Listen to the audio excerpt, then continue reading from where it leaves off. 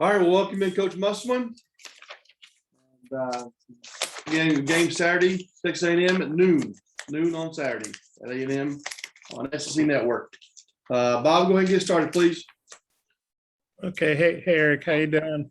Good, Bob. Thanks. Hope you're feeling better. I know Jackson didn't have the best shooting game the other night, but he did have 3 assists. And you talked the other day about he's kind of been coming on. He's going back to where he played last year. Kind of, how do you feel about him going back there? And just do you feel like he's still making good progress, even though he didn't shoot real well the other night? Yeah, I mean, I think as we look, into the rest of our schedule, Bob, and as we look into the future, he's our youngest player on our roster. Love the fact that he's getting game experience. I think he's becoming more and more comfortable.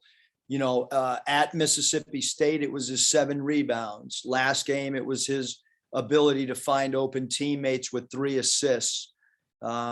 He's shooting the ball, pretty good. We feel like from a consistency standpoint, he can shoot a little bit better, maybe draw some more free throws attempted. Cause as you look at our ball club and you try to figure out, hey, what is your team's identity? Playing with tempo, we're in the top 30 in the country in tempo, and then we're 10th in the country in free throws attempted. Last year we were 5th in the country in free throws attempted, but we actually are averaging 1 more free throw attempt this year than last year. And so we need Jackson to continue to have his game evolve to kind of what our identity's been, which is attacking the rim as well. And I think he'll do that. He's a guy that, is watching film. He's a guy that's in the gym on his own, working on his game. So certainly, his best basketball is ahead of him because of his attitude and his willingness to get better. And then, he didn't get to play a whole lot last year. I think he was sick and he's getting a lot more minutes now, but how did that recruiting go down? I know you recruited him out of high school, but then when he went to the portal, was he a guy you instantly said, yeah, we want him? Or kind of how'd all that go down? I think that, when, and I've said it before, I mean, when he went to Texas A&M, we kind of thought we were in a good spot with him. He was on campus for a football game. I think it was a football game on a Saturday. I know he was on campus on a Saturday, and then Tuesday, if I recall correctly, he committed to Texas A&M, and as a young man, I really liked him. I liked the fact that his mom was a great communicator, that she played, has a background of basketball, that his mom's sister played in the WNBA. So I think that as a family, they understand the game. And he's just a guy that is he's a pleasure to be around. And like I said, defensively, he continues to get better. I thought he did a really good job on Molinar. And then if you look at who he was assigned to against Vanderbilt, Wright, that's the one guy that, went 3 for 12. And, Jackson's not known necessarily as a defender, but I think he's buying into the system and he's trying to use his length. He needs to do a better job of getting through screens, which we've addressed with him, and we'll continue to teach him technique on that. But, a lot of really bright spots with what Jackson's done, like I said, not just from shooting, but a lot of different perspectives. You're obviously familiar with Ethan. I know he's not playing a ton, but he's playing a little bit more. I think he leads them in block shots. What are you seeing from Ethan, and kind of what are you expecting from him playing his old team? Although he doesn't know a lot of these guys, some of them. Yeah, no, Ethan, he does a great job of understanding his game. He was a pleasure to coach. Really nice young man. Plays with energy, runs the floor really hard, really good shot blocker. Actually, Texas A&M is a great fit for him because they have, a lot of shooting, great 3-point shooting team. And that allows, Ethan to play with space. So he's found a really good spot for him, and a good system for him. Obviously, if he's out in front of his guy, he does a good job of rim running, and he does a good job as a trail man of setting drag screens and rolling hard to the rim, and they'll throw some lobs to him. when he's at that dunker spot. So he's done a really good job for Coach Williams. Yeah, thanks, Eric. I might have a couple more if time allows. Thank you. Nate, Yeah, Eric, just as far as Amuye and Tony and the progress they made this last game, what do you look for them this game, particularly, I guess, with Amuye and rebounding? Yeah, I mean, Stanley's got to defensive rebound the basketball. I mean, he had one defensive rebound. It was off a loose ball about 15 feet from the rim. So we, in this league, at the forward spot, whether it's a small forward or power forward spot, you've got to rebound the basketball. And so Adisi's done a good job rebounding the ball at times, but we need him to be a very good defensive rebounder as well. Stan and Adisi, when they're scoring, we're pretty good. So I think from both those guys, especially, they both have experience. They both got to, bring consistency on a nightly basis, so we kind of know what we're going to get from them. I think that's, part of our development as a group. But offensively, when they're playing well, we're pretty good. And then we need both of them to be really good defensive rebounders. Adisi at the start of the year was really one of your most consistent players. Kind of what happened to him and what do you think got his game back on track?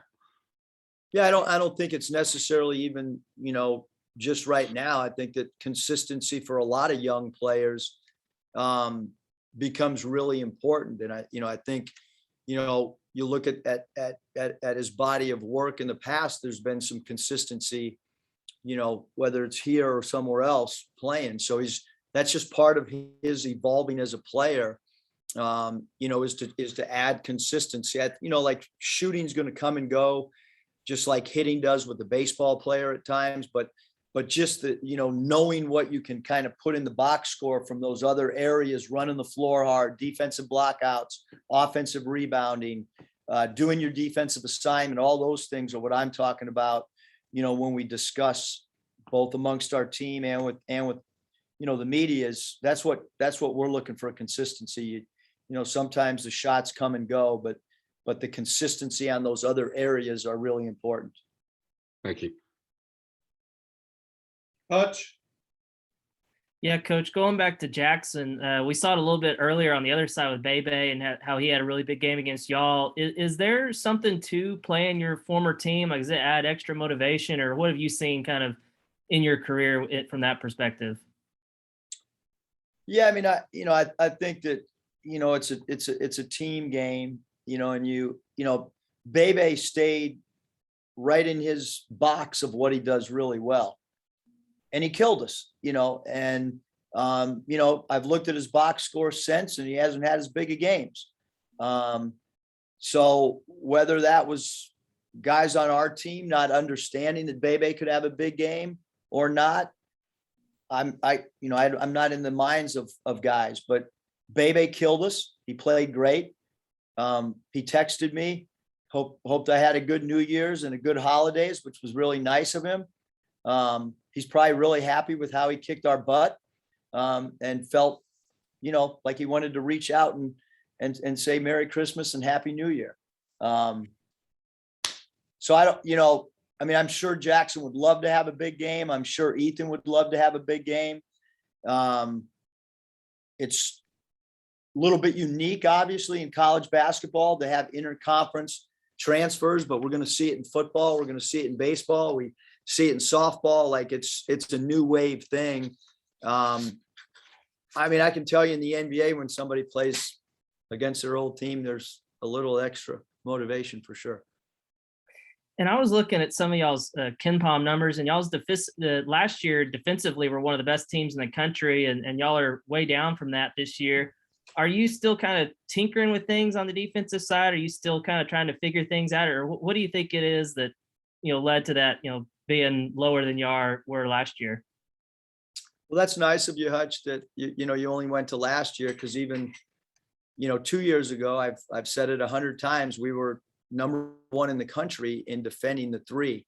Our teaching methods have not changed. We've actually been doing more drills and teaching more. but it hasn't shown in the games, and so, I would love to tell you that we scrapped the way that we normally play and we've changed, but we've played man-to-man defense for 3 years here at Arkansas, right? And last game we did play some 2-3 matchup zone that luckily my sister kept some of my dad's playbooks, and she knows how we've been defending, and she FedExed them. And I went through some of the notes, and we added a matchup zone that we ran the other night that actually was fairly effective in 3 possessions against Vanderbilt. It's not something that I want to rely on. But to answer your questions, are you still tinkering? Yes, we are, because we, just like you looked at Ken Palm, Hutch, we have 3 different, I actually got a video, an 11.5-minute video from a stat service that normally they just send a package, but they actually verbalized a video for us as well. So yes, we understand our 3-point defense has not been good. Our 3-point attempt, just allowing attempts. If I'm talking to you guys about it, I'm certainly addressing it with the team as well. But sometimes habits are hard to break. And so that's what we have to continue to do is, continue to point it out on video, continue to point it out on our stat sheets that the guys get, and continue to drill it. That's the only way that I know how to do it. But, certainly, when you have a guy like Tate, who's 6'7" and can cover a lot of ground at the point guard position, but again, we're trying to figure it out and tinker. So DC Toney guarded Pippen a lot of the second half. I thought he did a good job. Jackson Robinson, as I mentioned, had to guard Molinar. If you would have asked at the beginning of the year if those 2 guys would have been assigned to primary defenders, I wouldn't have thought that they would be, but that's what we've come to, and those guys have done a good job at it. CJ. Hey, Coach. Chris Likes only played 10 minutes last game. Didn't get too many quite opportunities last game with on 3 field goals attempted. I think 2 of those came in the last couple of minutes, but he played down the stretch. Does he get more opportunities in this Texas A&M game and get more time to shine on the court? Yeah, I mean, Chris has to, he's got to help us defensively. We see all these numbers. Chris is involved in some of our defensive things that have got to improve. And obviously at his size, he's got to bother people, and we need his percentages to go up. He's 37% from the field, and his 3-point percentages, those percentages have got to come up. Having said that, if you go back and watch the tape during the game, Chris was absolutely incredible with his buy-in on the bench and trying to cheer his teammates on. But Chris has gotten a lot of opportunities, and obviously Jackson has now taken up some of the minutes. Adisi went through a stretch where he wasn't playing a lot, and so we've got to find guys that are productive.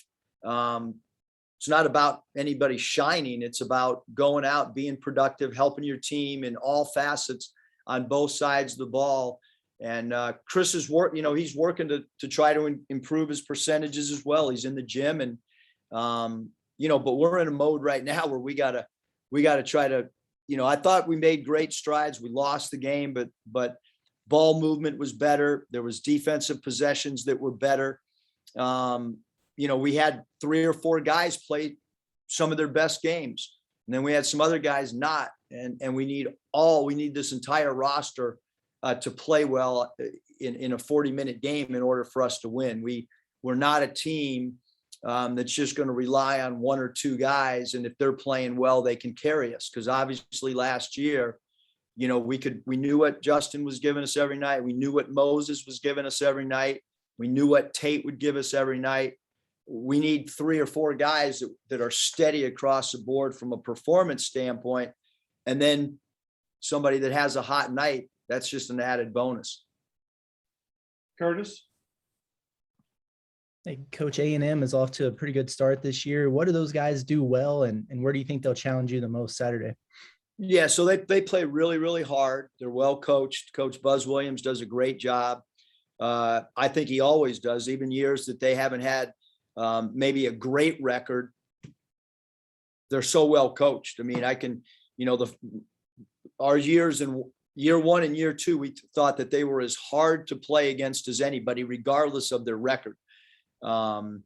Because of the coaching that Buzz does. I think he's one of the best coaches in our league. Again, doesn't matter to me what place his team finished in. They're hard to prepare for. They're a great 3-point shooting team. They have a way different identity this year than they have in the past. They're playing faster. They're shooting more threes. Their Wyoming transfer, very, very, very good player. They found a really good player in the transfer market in him.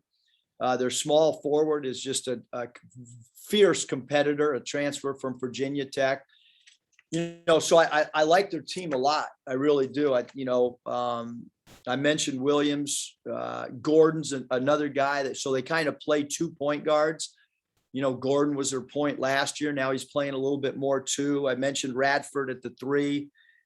Coleman, a transfer from Duke, does a really good job. He played very, very well at Georgia the other night. So yeah, they got shooting, and then you add in the fact that they play hard, and they'll try to slow you down after made baskets with a little bit of their zone 3/4 court press. That's unique to see a team press a little bit after a made basket and try to make you eat a little bit of clock, after they're made buckets. Bob, wrap us up. Final question, please. Okay, Eric, you watch that Georgia game and they hit a last second 3, probably, it was a little different. The guy dribbled up and he was on the other side. You guys missed the last second 3. I mean, I guess what does that tell you about, the margin for error in this league? And did you watch that tape and think, man, I wish we could have hit that shot or something, or, it just seems like it's so, the razor thin sometimes. Yeah, it is. It's, in league play all across, the country, it's not just the SEC. I mean, it's all conferences. There's a lot of close games.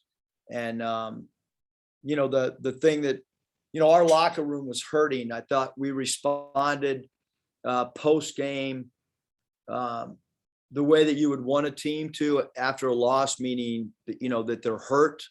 But it wasn't just JD's shot. We've seen it over and over. He got as clean a look as you're going to get. He just missed the shot. And Chris Likes, I think, had made 32 or 33 straight free throws, and he misses a free throw after making 30 plus in a row. And then he goes in and gets an offensive rebound, and Stan on the left wing, he had a layup blocked. So we had 6 shots within like 45 seconds. I don't know, even in a pro game where there's a lot more possessions, I don't know in the last minute if I've seen so many opportunities that just came up a little bit short. Our defense the last minute and a half was pretty damn good. I mean, to think that we were down where we were and then we kept giving ourselves an opportunity. And obviously there was some missed free throws on their part, but we gave ourselves a chance to win. And we just, the basketball gods sometimes, it wasn't there for us that night, and you got to get yourself ready for another game against a team that, they got a really good record and they've beaten some good teams. So it's another really, really hard game, for sure.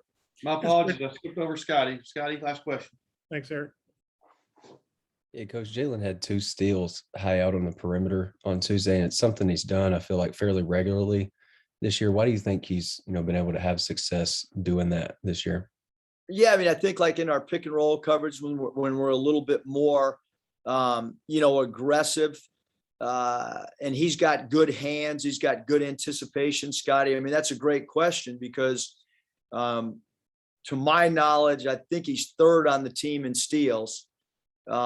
He's got 15 and Devo has 16. And you think about, the opportunities that a center has compared to a guard's got a lot more opportunities.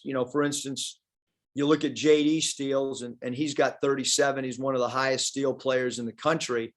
But, JD has 37 or has doubled up Jalen only because of the fact that JD's got more of an opportunity, meaning the person that JD is guarding, and all of our guards, when you guard a guard, that player's dribbling more. So you have more of an opportunity and has the ball in his hands more. So not often do you see a center that has a high volume of steals because his man doesn't have the ball that often. So I think you can attribute it to Jalen's basketball IQ, and you can also attribute it to him having high active hands and reading the offense as well. I guess just real quick, just how valuable are those, just in terms of him not allowing, opposing teams to initiate their set sometimes, or, even reverse the ball if they do get into a set? Yeah, he's done a great job, Scotty, of what we talk about owning the elbow. He's done a really good job of that. Entry passes going to the center. Again, I think it's just anticipation. It's understanding that your teammates are behind you to give help if you gamble a little bit. I think all that stuff is, it's the same thing with JD when he goes for a gamble, and you got to make sure that you're taken care of on the backside, and certainly his steals are important to us for sure, because those are extra possessions and they take away a possession for the opponent. They're almost worth 4 points if you can convert at the other end. Okay, thanks, Coach. I know you guys- Actually, the way we defend the three, they're probably worth 5 points, not 4. Thanks, Coach.